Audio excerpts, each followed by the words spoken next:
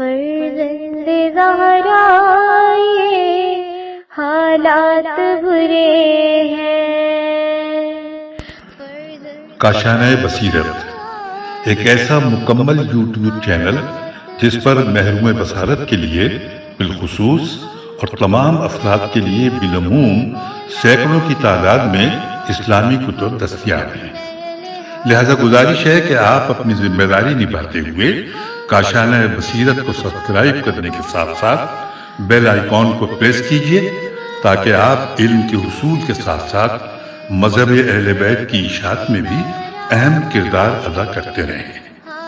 کاشانۂ بصیرت، کاشانۂ بصیرت، کاشانۂ بصیرت۔ فرزند زہرا یہ حالات برے ہیں۔ اعوذ باللہ من الشیطان اللعین الرجیم، بسم اللہ الرحمن الرحیم۔ السلام علیکم۔ یہ کاشانۂ بصیرت کا یوٹیوب چینل ہے جس سے میں آپ سے مخاطب ہوں، اور ہم پڑھ رہے ہیں کتاب کلام امیر المومنین علیہ السلام شرح نہج البلاغہ، اس کی 6ٹھی جلد ہم پڑھ رہے ہیں، اور 6ٹھی جلد کو پڑھتے ہوئے ہم پہنچ چکے ہیں خطبہ نمبر 154 پر، جو کہ کچھ اس طرح سے شروع ہو رہا ہے۔ پیج نمبر ہے 83 اور خطبہ نمبر 154 اس طرح شروع ہو رہا ہے۔ وَمِن خُطْبَةٍ لَهُ علیہ السلام یذکر فیہا فضائل اہل البیت علیہم السلام۔ جو جیسے ہی خطبہ شروع ہو رہا ہے یہ عبارت لکھی ہوئی ہے، اور اس کا ترجمہ یہ ہے کہ امام کا وہ خطبہ جس میں آپ نے فضائل اہل بیت علیہم السلام بیان کیے ہیں۔ خطبے کی سند: کتاب غرر الحکم، جس کے مطالب کی ترتیب الف با کے حروف کی ترتیب کے مطابق ہے۔ آمدی نے اس کتاب میں اس خطبے کے مختلف حصوں کو حرف قاف، نون، ہے اور الف میں کچھ فرق کے ساتھ ذکر کیا ہے۔ اگرچہ آمدی سید رضی سے پہلے کے ہیں، لیکن ان کی ذکر کردہ تعبیرات کے نہج البلاغہ کے ساتھ اختلاف سے معلوم ہوتا ہے کہ انہوں نے یہ جملے کسی دوسرے ماخذ سے لیے ہیں۔ سید نے کتاب تراز میں اس خطبے کو کچھ حصوں کے فرق کے ساتھ ذکر کیا ہے، جس سے معلوم ہوتا ہے کہ انہوں نے ان حصوں کو نہج البلاغہ کے علاوہ کسی دوسرے ماخذ سے نقل کیا ہے۔ خطبہ ایک نگاہ میں: خطبے کے مطالب کا محور 3 چیزیں ہیں۔ نمبر 1، فضائل اہل بیت علیہ السلام، ان کا غیر معمولی علم و دانش اور لوگوں کو ان کی پیروی کرنے کی وصیت۔ نمبر 2، ظاہر اور باطن کی باہمی رابطے کے حوالے سے بحث، اور یہ کہ غالباً جب انسان کا باطن صاف اور پاک ہو تو ظاہری اعمال بھی پاک ہوتے ہیں، اور وہ کہ جن کا باطن آلائشوں سے آلودہ ہو ان کا ظاہر بھی آلودہ ہوتا ہے۔ نمبر 3، ہر چیز کی اصلاح کے لیے اس میں موجود خرابیوں کی جڑوں کو مد نظر رکھنا چاہیے، اور بہتری کا آغاز وہیں سے کرنا چاہیے۔ پہلا حصہ: خطبے کا پہلا حصہ شروع ہوتا ہے مناظر قلبی، اور ختم اس طرح سے ہوتا ہے من غیر ابوابها سمی صادقا، اور اس کا اردو ترجمہ یہ ہے کہ کسی کام کے انجام کو عاقل انسان دل کی آنکھ سے دیکھتا ہے اور اس کی گہرائی اور بلندی کو درک کرتا ہے۔ دعوت دینے والے نے حق کی دعوت دی اور نگہداشت کرنے والے نے نگہداشت کی، پس بلانے والے کی آواز پر لبیک کہو اور نگہداشت کرنے والے کی پیروی کرو۔ کچھ حق کے دشمن افراد فتنوں کے دریاؤں میں اترے ہوئے ہیں اور سنتوں کو چھوڑ کر بدعتوں میں پڑ چکے ہیں۔ حد تو یہ ہے کہ اہل ایمان دبکے پڑے ہیں اور گمراہوں کی اور جھٹلانے والوں کی زبانیں کھلی ہوئی ہیں۔ ہم قریبی تعلق رکھنے والے اور خاص ساتھی اور خزانہ دار اور دروازے ہیں، اور گھروں میں دروازوں ہی سے آیا جاتا ہے، اور جو دروازوں کو چھوڑ کر کسی اور طرف سے آئے تو اسے چور کہا جاتا ہے۔ شرح و تفسیر: ہم پیغمبر اسلام کے علوم کے دروازے ہیں۔ یہ ہے ہیڈنگ۔ اس خطبے کی گوناگوں بحثوں سے پتہ چلتا ہے کہ سید رضی رحمۃ اللہ علیہ نے اپنے معمول کے مطابق اس خطبے کو کسی بہت طولانی خطبے کے حصوں سے منتخب کیا ہے، اور اسی وجہ سے اس خطبے کے حصوں کا باہمی ربط کچھ پیچیدہ سا ہے۔ امام اہل بیت علیہم السلام کے فضائل بیان کرنے کے سلسلے میں پہلے ایک تمہید مانتے ہیں اور ہدایت یافتہ نیک افراد اور بھٹکے ہوئے گمراہ لوگوں کے اوصاف کو بیان کرتے ہوئے سب سے پہلے فرماتے ہیں ترجمہ: کسی کام کے انجام کو عاقل انسان دل کی آنکھ سے دیکھتا ہے اور اس کی گہرائی اور بلندی کو درک کرتا ہے۔ یہ جملہ اس جانب اشارہ ہے کہ عقل مند انسان امور کے ظاہر پر اکتفا نہیں کرتا بلکہ امور کے نشیب و فراز اور ان کے انجام کو بھی مد نظر رکھتے ہوئے اپنے راستے کا تعین کرتا ہے، کہیں مقصد سے ہٹ نہ جائے اور کسی کھائی کے قریب نہ چلا جائے۔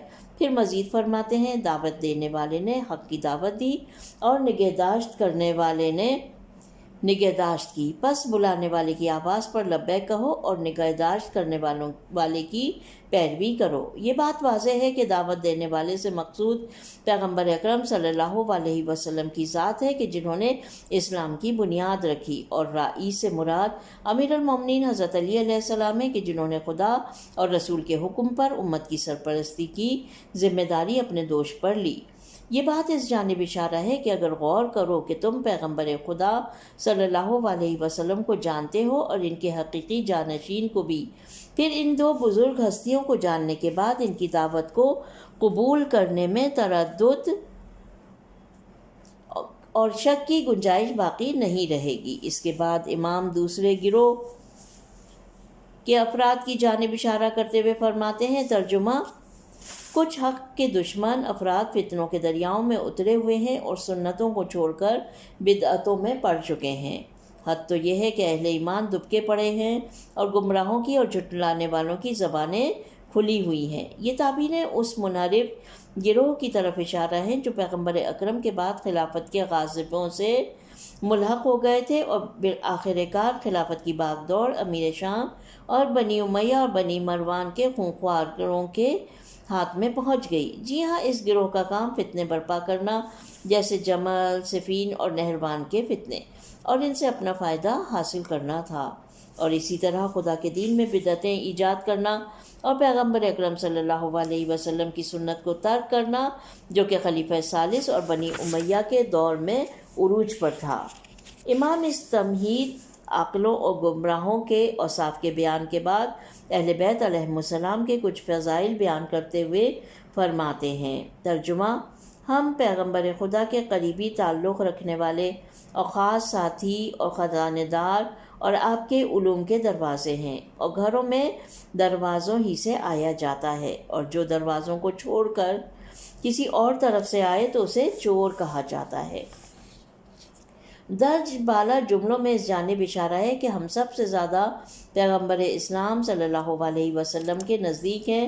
شعار کے معنی زیر جامہ لباس کے ہیں جو بدن سے ملا رہتا ہے، اور ان کا علم و دانش ہمیں میراث میں ملا ہے، اور جو بھی ان کی تعلیمات اور ہدایت کا طالب ہو وہ ہمارے ہی ذریعے سے حاصل کرے۔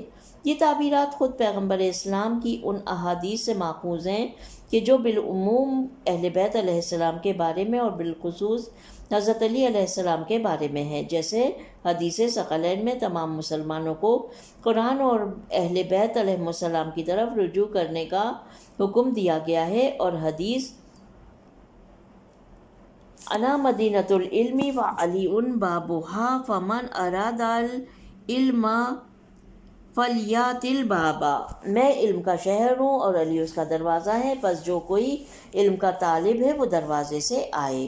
قابل توجہ بات یہ ہے کہ ابن ابی الحدید جب خطبے کے اس حصے کی تفسیر کرتے ہیں تو فرماتے ہیں کہ علی علیہ السلام نے اس خطبے میں جو فضائل بیان کیے ہیں وہ پیغمبر اکرم سے منقول روایت میں علی علیہ السلام کے فضائل کا فقط عشر اشیر ہے، اور مزید فرماتے ہیں کہ میری مراد وہ روایات نہیں جن کے ذریعے سے امامیہ نے علی علیہ السلام کی امامت پر استدلال کیا ہے، بلکہ میری مراد وہ روایات ہیں جنہیں اہل سنت کے بزرگوں نے اپنی کتابوں میں علی علیہ السلام کے فضائل کے سلسلے میں ذکر کیا ہے، اور میں یہاں انہیں اختصار کے ساتھ ذکر کر رہا ہوں۔ اس کے بعد ابن ابی الحدید آپ کے فضائل میں 40 عدد صحیح روایات کو نقل کرتے ہیں جن کی جانب ہم نکات کی بحث میں اشارہ کریں گے۔ انشاءاللہ۔ اب یہاں پہ نقطے شروع ہو جاتے ہیں اور پیج نمبر جس پر ہم پہنچ چکے ہیں وہ ہے 87۔ نکات یہاں پہ ہیڈنگ ہے خود ستائی اور اپنا تعارف کرانے میں فرق۔ لکھتے ہیں کبھی پیجا اعتراض کرنے والے پوچھتے ہیں کہ امام کیوں اپنا تعارف کرا رہے ہیں اور کیوں اپنی تعریف کر رہے ہیں، کیا یہ ایک امام کی شان کے خلاف نہیں؟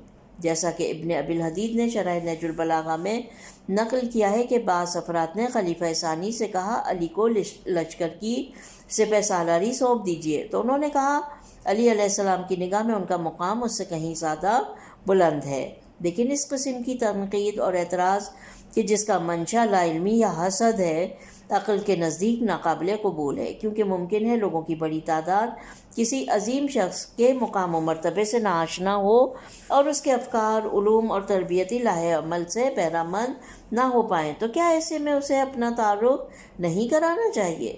یہ بالکل اسی طرح ہے کہ کوئی ماہر اور حاذق طبیب کہ جس نے طب کے مختلف شعبوں میں مہارت حاصل کی ہو، اپنے مطب کی دیوار پر ایک بڑا تختہ نصب کرے جس میں اس کے علمی رتبے اور اسناد کے نام ترتیب وار لکھے ہوئے ہوں تاکہ لوگ اس کے علم اور تجربے سے فائدہ اٹھائیں۔ کیا یہ کام خود ستائی، اپنے منہ میاں مٹھو بننا ہے یا لا علم افراد کے سامنے اپنی شناخت کرانا ہے؟ ان سب کے علاوہ الہی نعمت کے شکر کے مراحل میں سے ایک مرحلہ اس نعمت کو بیان کرنا ہے، جیسا کہ قرآن مجید میں ارشاد ہے، اور اپنے پروردگار کی نعمتوں کا ذکر کرتے رہنا۔ ایک حدیث میں حضرت امام جعفر صادق علیہ السلام اللہم صلی علی محمد وآل محمد فرماتے ہیں کہ مذکورہ آیت کی تفسیر یوں ہے۔ ترجمہ: جو کچھ خدا نے تمہیں عطا کیا ہے اور جو برتری دی ہے اور تمہیں رزق عطا کیا ہے اور تمہارے حق میں جو نیکی کی ہے اور جو تمہیں ہدایت دی ہے، ان سب کو بیان کرو۔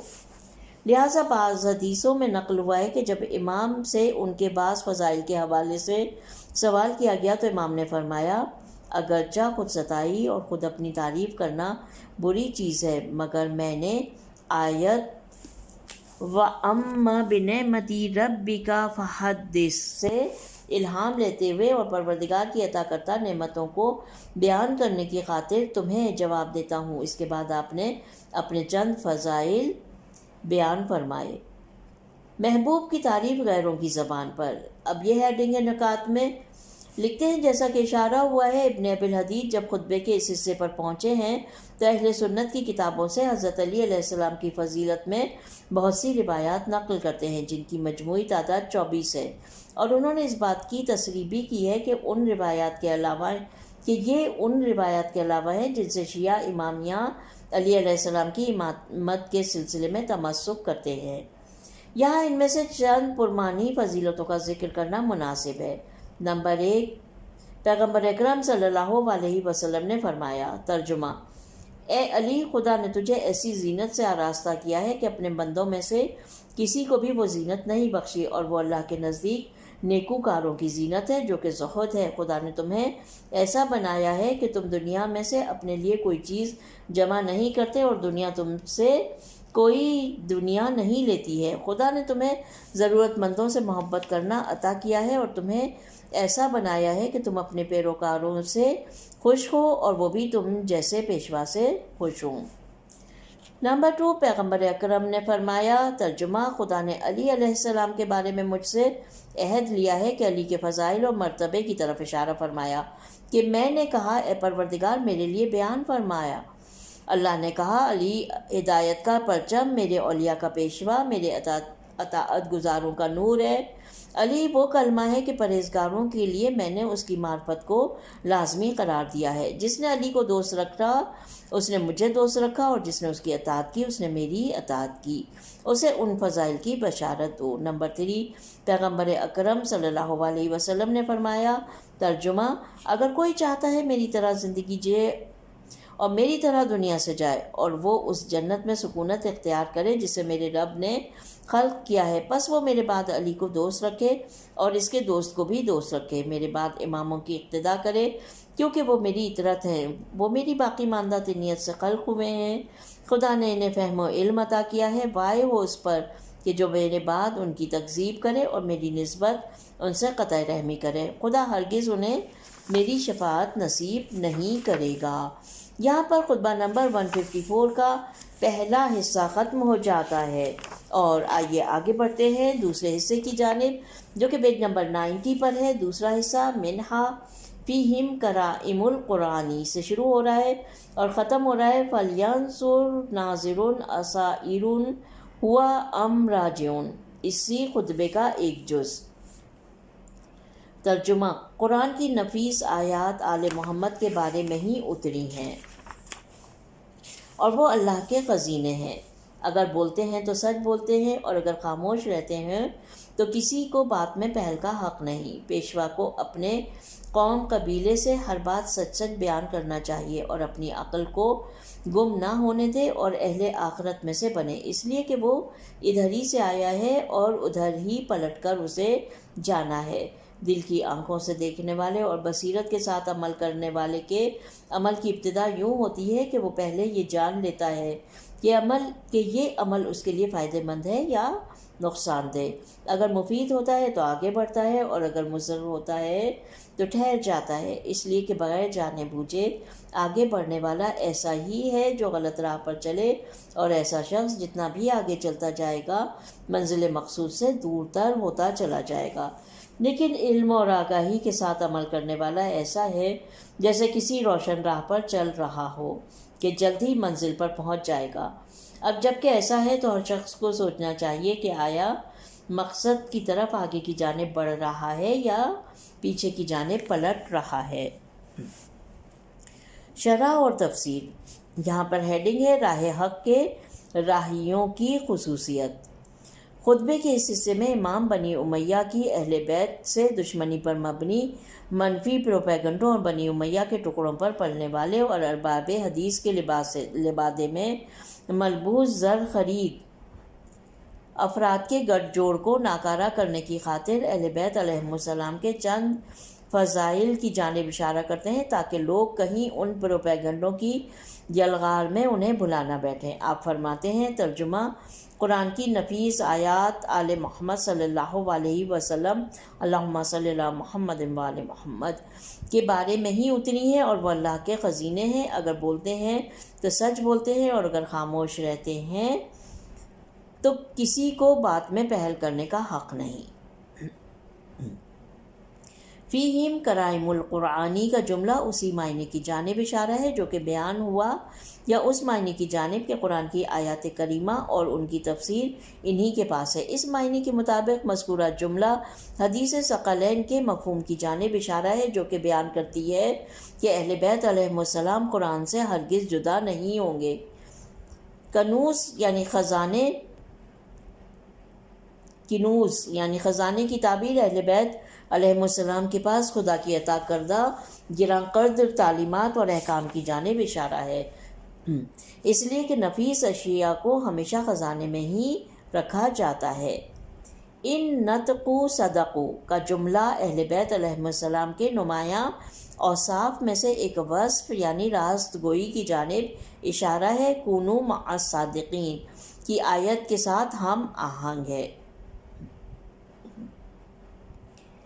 ان سمعتو لم یسبقو کا جملہ اس جانب اشارہ ہے کہ یعنی اہل بیت علیہ السلام کے سکوت کا مطلب یہ ہرگز نہیں ہے کہ یہ جواب دینے پر قادر نہیں ہے، بلکہ ان کی خاموشی مصلحت اور حکمت کے تقاضے کے تحت ہوتی ہے، اور اسی وجہ سے کوئی ان پر سبقت نہیں لے سکتا، یا یہ کہ ان کی ہیبت اتنی زیادہ ہے کہ وہ جب کبھی سکوت اختیار کریں تو کسی دوسرے میں بات کرنے کی یا اپنے وجود کا احساس دلانے کی ہمت نہیں ہوتی۔ بہرحال اہل بیت پیغمبر اکرم صلی اللہ علیہ وسلم میں موجود یہ چار اوصاف دوسرے سے ان کے مقام و مرتبے کو ممتاز کر دیتے ہیں اور ان کی خداداد، عظمت اور علم کی نشاندہی کرتے ہیں۔ اس کے بعد امام فرماتے ہیں، ترجمہ: پیشوا کو اپنے قوم قبیلے سے ہر بات سچ سچ بیان کرنی چاہیے اور اپنی عقل کو گم نہ ہونے دے اور اہل آخرت میں سے بنے، اس لیے کہ وہ ادھر ہی سے آیا ہے اور ادھر ہی پلٹ کر اسے جانا ہے۔ رائد اس شخص کو کہتے ہیں جو کہ قافلے کے آگے آگے چلتا ہے اور پانی اور چراگاہ کی جستجو کرتا ہے۔ اگر ایسا فرد جھوٹا ہو تو خود کو اور قافلے والوں کو بھی کسی خطرے میں ڈال دے گا۔ اس مذکورہ جملے میں اس تعبیر کا انتخاب اس لطیف نکتے کی جانب اشارہ ہے کہ اگر میں اہل بیت علیہم السلام کی خصوصیات کو بیان کر رہا ہوں تو گویا میں ان کے پیروکاروں کو ان کی زندگی کے نہایت ضروری اسباب مہیا کر رہا ہوں۔ فَإِنَّهُ مِنْهَا قَدِمَا وَ وہ ادھر سے آیا ہے اور ادھر ہی پلٹ کر اسے جانا ہے کا جملہ ممکن ہے۔ بسم اللہ الرحمن الرحیم۔ اِنَّ لِلَّهِ وَإِنَّا إِلَيْهِ راجعون کا مفہوم کی جانب اشارہ ہو یا دوسری تعبیر کے مطابق یہاں آخرت ماورائے طبیعت کے معنی میں ہے۔ بعض شارحین کا کہنا ہے کہ اس جملے کے معنی یہ ہے کہ ہم آخرت کے لیے خلق ہوئے ہیں، جیسا کہ امام کے بعض کلمات کے میں آیا ہے۔ ترجمہ: جسے آخرت کے لیے خلق کیا گیا ہو اسے دنیا سے کیا مطلب؟ پھر امام کے خطبے کے گزشتہ حصے میں ائمہ اہل بیت سے متعلق گفتگو کو مد نظر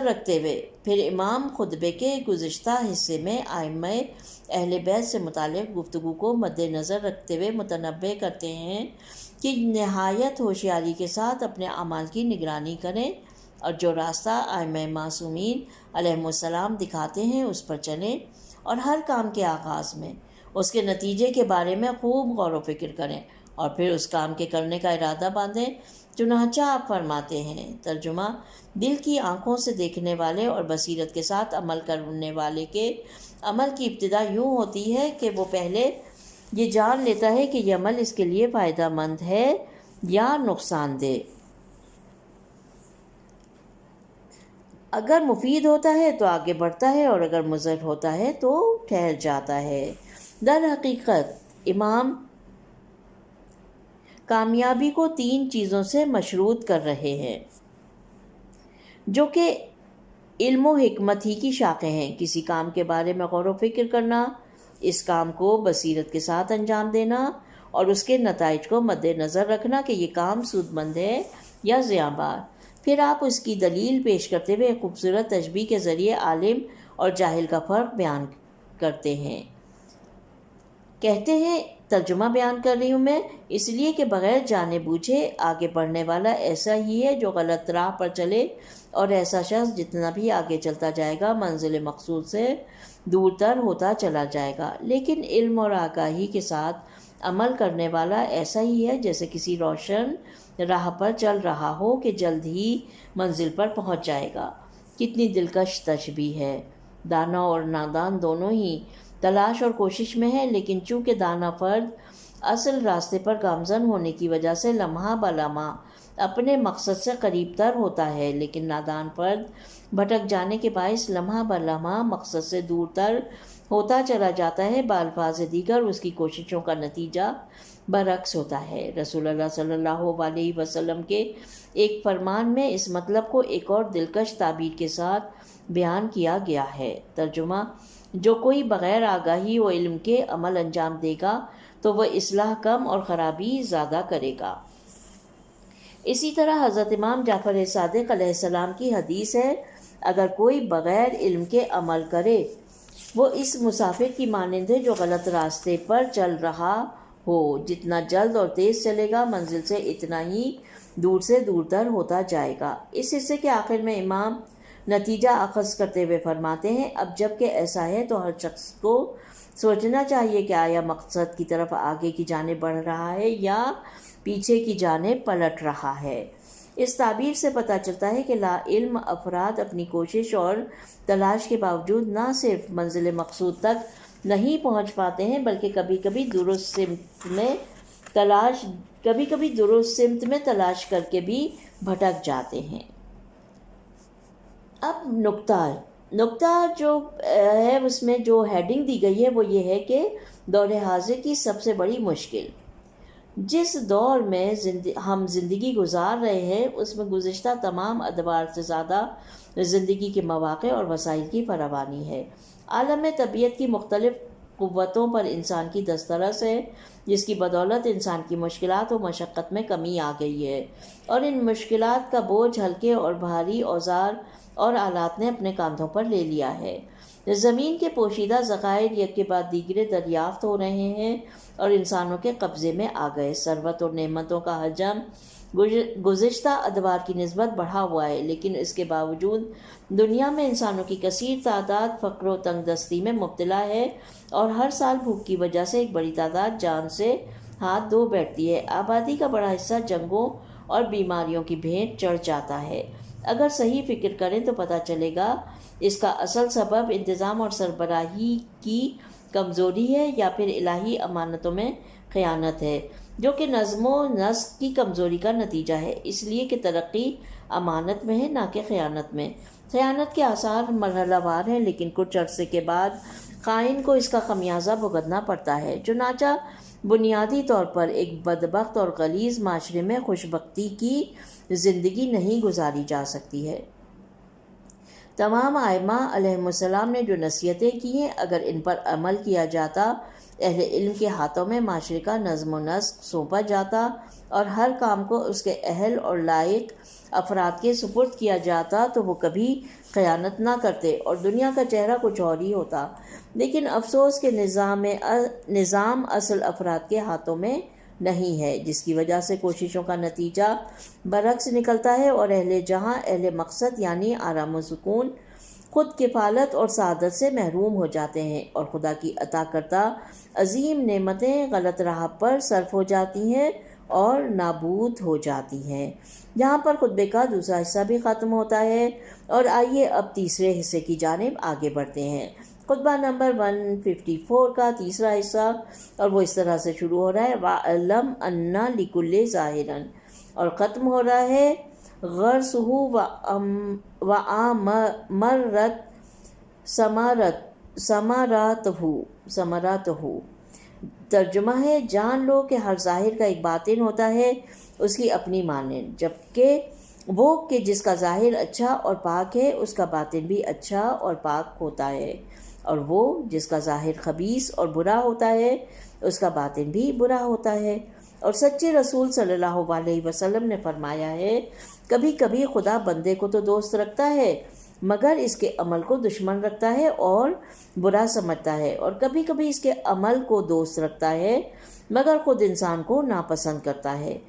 جان لو کہ ہر عمل ایک اگنے والا سبزہ ہے، اور سبزے کے لیے پانی کا ہونا ضروری ہے، اور پانی کی مختلف اقسام ہے۔ جس سبزے کی آبیاری پاکیزہ اور صاف پانی سے ہوگی اس کی روئیدگی بھی بہترین اور میوہ بھی شیریں اور خوشگوار ہوگا، اور جس کی روئیدگی گندے پانی سے ہوگی تو وہ درخت بھی ناپاک ہوگا اور اس کا ثمر بھی کڑوا ہوگا۔ شرح اور تفسیر: اچھوں اور بروں کی پہچان۔ خطبے کے اس حصے میں امام گزشتہ حصوں کی تکمیل کے سلسلے میں نیکوکاروں اور بدکاروں کی نشاندہی کرتے ہوئے فرماتے ہیں۔ ترجمہ: جان لو کہ ہر ظاہر کا ایک باطن ہوتا ہے اس کی اپنی مانند، وہ کہ جس کا ظاہر اچھا اور پاک ہے اس کا باطن بھی اچھا اور پاک ہوتا ہے، اور وہ جس کا ظاہر خبیث اور برا ہوتا ہے اس کا باطن بھی برا ہوتا ہے۔ یہ ایک ایسا قاعدہ کلی ہے کہ جو ہمیں افراد، انسانی معاشروں اور مختلف اجتماعی، سیاسی اور مذہبی تنظیموں کی شناخت کے سلسلے میں درپیش مشکلات میں مدد دے سکتا ہے۔ ہر چند دوسرے کلی قاعدوں کی مانند اس میں بھی کچھ استثنائی موارد ہوں، کیونکہ معمولاً انسان کے ظاہری اعمال اس کے افکار، اخلاق اور باطنی صفات کا آئینہ دار ہوتے ہیں، اور ان کے ظاہر سے ان کا باطن جھلکتا ہے، جیسا کہ ضرب المثل ہے، کوزے سے وہی جھلکے گا جو اس کے اندر ہوگا۔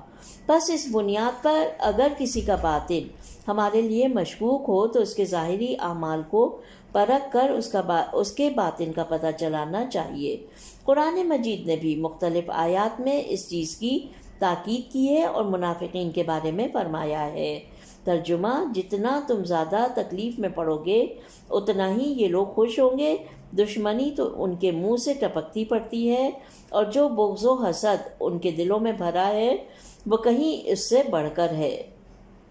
سورہ آل عمران کی آیت نمبر 118۔ دوسری جگہ فرمایا اور اگر ہم چاہتے تو ہم تمہیں ان لوگوں کو دکھا دیتے تو تم ان کی پیشانی ہی سے ان کو پہچان لیتے اور تم انہیں ان کے انداز گفتگو ہی سے پہچان لوگے۔ سورہ محمد، اللہم صلی اللہ محمد، آیت نمبر 30۔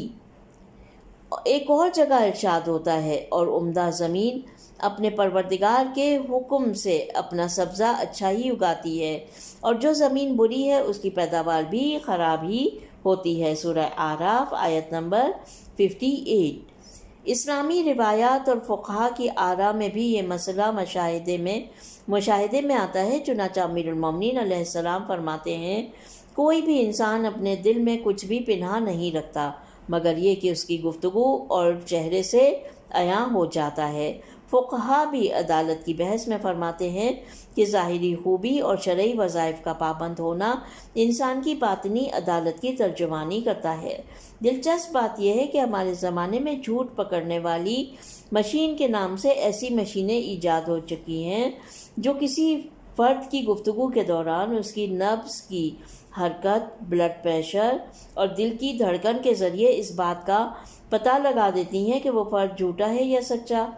جیسا کہ اشارہ کیا گیا کہ دوسرے قاعدوں کی طرح اس قاعدے میں بھی استثناء پایا جاتا ہے، اس لیے کہ ایسے بھی افراد ہیں جو بہت پیچیدہ اور گہرے ہوتے ہیں جنہیں ان کے اعمال سے بآسانی نہیں پہچانا جا سکتا۔ یہ ایسے ریاکار اور فریبی ہیں کہ بعض اوقات عقل مند اور ہوشیار افراد بھی ان کے معاملے میں مغالطے کا شکار ہو جاتے ہیں، اور اسی وجہ سے امام سلسلہ کلام کو جاری رکھتے ہوئے فرماتے ہیں۔ ترجمہ: سچے رسول صلی اللہ علیہ وسلم نے فرمایا ہے کہ کبھی کبھی خدا بندے کو تو دوست رکھتا ہے مگر اس کے عمل کو دشمن رکھتا ہے اور برا سمجھتا ہے، اور کبھی کبھی اس کے عمل کو دوست رکھتا ہے مگر خود انسان کو ناپسند کرتا ہے۔ ایسے مواقع پر ظاہر کی باطن سے اور عمل کی عقیدے سے جدائی کے غیر معمولی عوامل ہوا کرتے ہیں جو کہ پیش آتے ہیں، اور فرد اس قاعدہ کلی ظاہر کے ذریعے باطن کا پتہ چلانا سے نکل جاتا ہے، جیسے برے اور اچھوں کی رفاقت، صحیح و سالم ماحول یا آلودہ ماحول میں پلنا، اور اسی طرح تعصب، کینہ، حسد، بے لگام خواہشات نفسانی، منفی اور مثبت پروپیگنڈے، فقر اور تنگ دستی وغیرہ۔ یہ وہ عوامل ہیں جو بعض اوقات ظاہر اور باطن کی ہم آہنگی کے قاعدے کو توڑ دیتے ہیں اور پھر کوزے سے وہ چھلکنے لگتا ہے جو اس میں تھا ہی نہیں۔ مرحوم علامہ خوئی اس جملے کی تشریح میں کچھ اور بیان کرتے ہیں۔ وہ اس کے بعد خطبے کے اس حصے کے صدر اور ذیل کے باہمی ٹکراؤ کی جانب اشارہ کرتے ہوئے فرماتے ہیں میں چند روز بہت غور و فکر اور اپنے جد امیر المومنین سے توسل کے بعد اس نتیجے پر پہنچا ہوں کہ امام علی مقام پیغمبر اکرم صلی اللہ علیہ وسلم کے کلام کو دلیل بناتے ہوئے اس نقطے کی جانب اشارہ کرنا چاہتے ہیں کہ اگر کسی فرد نے اس قاعدے کلی کے برخلاف اپنے ظاہر و باطن میں ہم آہنگی نہیں پائی تو اسے چاہیے کہ اپنی اصلاح کی خاطر ان دونوں کو ہم آہنگ کر لے، یعنی اگر اس کا باطن اچھا تھا اور عمل برا تو اسے نیک اعمال بجا لانے کی کوشش کرنی چاہیے، اور اگر وہ عملی اعتبار سے ٹھیک تھا اور اس کا باطن خراب تھا تو اسے اپنے باطن کو سنوارنے کی کوشش کرنی چاہیے۔ اگرچہ یہ ایک درست بات ہے مگر ان مذکورہ جملوں سے یہ معنی استفادہ کرنا اشکال سے خالی نہیں ہے، اور میری نظر میں پہلی تفسیر مناسب تر ہے۔ اس کے بعد اس خطبے کے اختتامی حصے میں امام ظاہر اور باطن کی ہم آہنگی، باطن کی اصلاح کی خاطر ظاہر کی طہارت کی ضرورت کے بارے میں ہونے والی گفتگو کی تکمیل کے سلسلے میں یوں فرماتے ہیں۔ ترجمہ: جان لو کہ ہر عمل ایک اگنے والا سبزہ ہے اور سبزے کے لیے پانی کا ہونا ضروری ہے، اور پانی کی مختلف اقسام ہیں۔ جس سبزے کی آبیاری پاکیزہ اور صاف پانی سے ہوگی اس کی روئیدگی بھی بہترین اور میوہ بھی شیریں اور خوشگوار ہوگا، اور جس کی روئیدگی گندے پانی سے ہوگی تو وہ درخت بھی ناپاک ہوگا اور اس کا ثمر بھی کڑوا ہوگا۔ امام نے اس خوبصورت تشبیہ میں انسان اور اس کے اعمال کو درختوں اور پھلوں سے تشبیہ دی ہے۔ جس طرح درخت اور پودے پانی سے بے نیاز نہیں ہو سکتے، اس طرح انسان بھی تعلیم و تربیت اور تبلیغ کے محتاج ہیں۔ جو شخص تعلیم و تربیت اور صحیح تبلیغ کا حامل ہوگا، اس کے اعمال پاکیزہ ہوں گے، اور جو فرد غلط پیروپیگنڈوں کے زیر اثر ہوگا، اس کے اعمال ناپاک ہوں گے۔ بالفاظ دیگر، درخت کے میووں کی قدر و قیمت کا تعلق 3 چیزوں سے ہے: اچھے بیج، اچھی زمین اور پانی کی فراوانی۔ یقیناً انسان کا نطفہ خدا کی عطا کردہ پاک فطرت کی بدولت اچھا ہے۔ جب کبھی ماحول جو زمین کی حیثیت رکھتا ہے اور تعلیم و تربیت جو کہ پانی کی حیثیت رکھتے ہیں پاک و پاکیزہ ہوں، تو انسان کے اعمال و گفتار بھی پاک و پاکیزہ اور قابل قدر ہوں گے۔